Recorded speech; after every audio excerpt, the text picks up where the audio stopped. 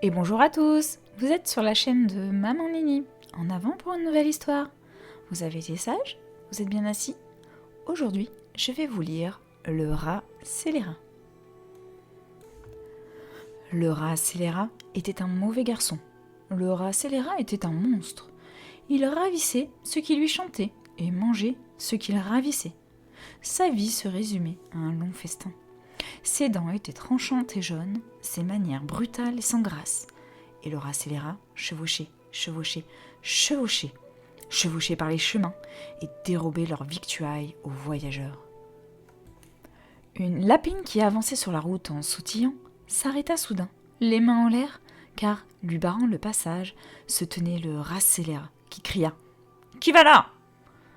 Donne-moi tes pâtisseries et tes entremets, donne-moi tes chocolats et tes gâteaux, car je suis le rat scélérat, oui, le rat scélérat, et je prends ce qui me plaît. »« Je n'ai pas de gâteau, répondit la lapine, je n'ai qu'une malheureuse touffe de trèfle. » Le rat scélérat lui lança un regard méprisant, mais ordonna « Donne-la-moi !» Je parie que ce trèfle est sans saveur, il n'en existe pas de plus fade, mais je suis le rat scélérat, et ce trèfle est à moi. Un écureuil qui arrivait en bondissant sur la route s'immobilisa soudain, en tremblant comme une feuille, car, tirant sur la bride de son cheval, se tenait le rat scélérat qui tonna « La bourse sur la vie !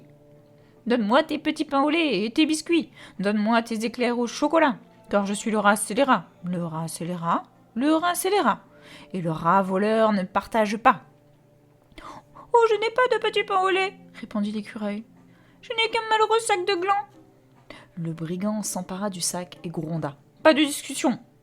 Aucun doute, ces glands sont pourris, il n'en existe pas de plus dur, mais je suis le rat scélérat, et ces glands sont à moi. » Des fourmis qui trottinaient sur la route firent halte dans un soubresaut, car montrant les dents, se tenait le rat scélérat, qui lança ce cri assourdissant. « Halte ! Donnez-moi vos bonbons et vos sucettes, donnez-moi vos caramels et vos berlingots, car je suis le rat scélérat, oui, je suis le rat scélérat, et personne n'ose me dire non. »« Nous n'avons pas de bonbons, répondirent les fourmis, nous n'avons qu'une belle feuille verte. »« C'est faux, vous ne l'avez plus, déclara le bandit de grand chemin. Cette feuille ne vaut pas un clou, et elle est amère, il n'en existe pas de plus négligeable, mais je suis le rat scélérat, et cette feuille est à moi. » Sans jamais prier ou remercier, le rat continua ses larcins. Des mouches à une araignée, du lait à un chat, il déroba même du foin à son cheval.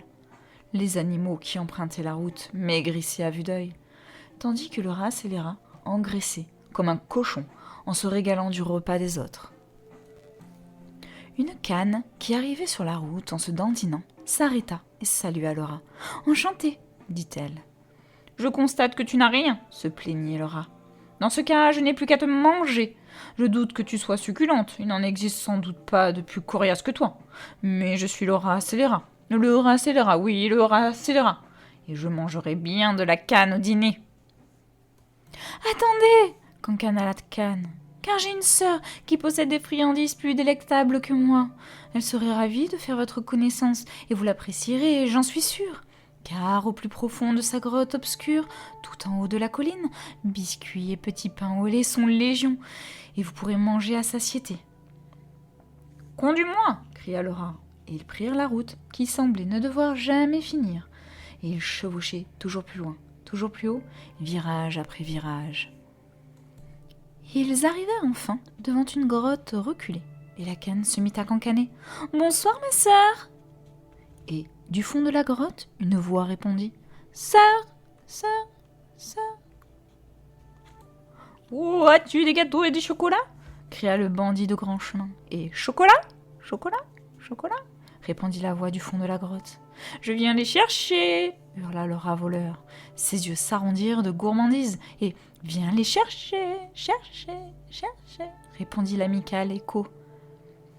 Le rat scélérat mit pied à terre et entra sans tarder dans la grotte. La canne enfourcha sa monture et reprit la route au galop.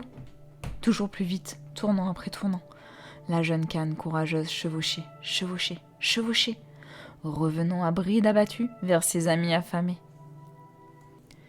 C'est ainsi qu'ils se partagèrent les provisions des sacoches et festoyèrent toute la nuit.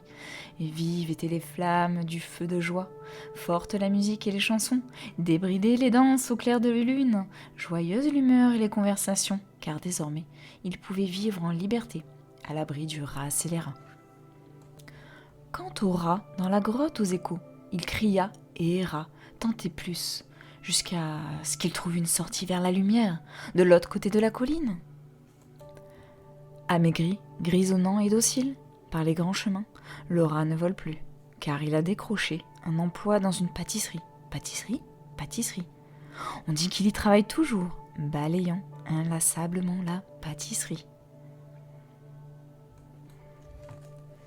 Et voilà, l'histoire est terminée, j'espère qu'elle vous a plu. Je vous dis à bientôt pour une nouvelle histoire. N'hésitez pas à vous abonner pour en découvrir plein d'autres. Bye bye!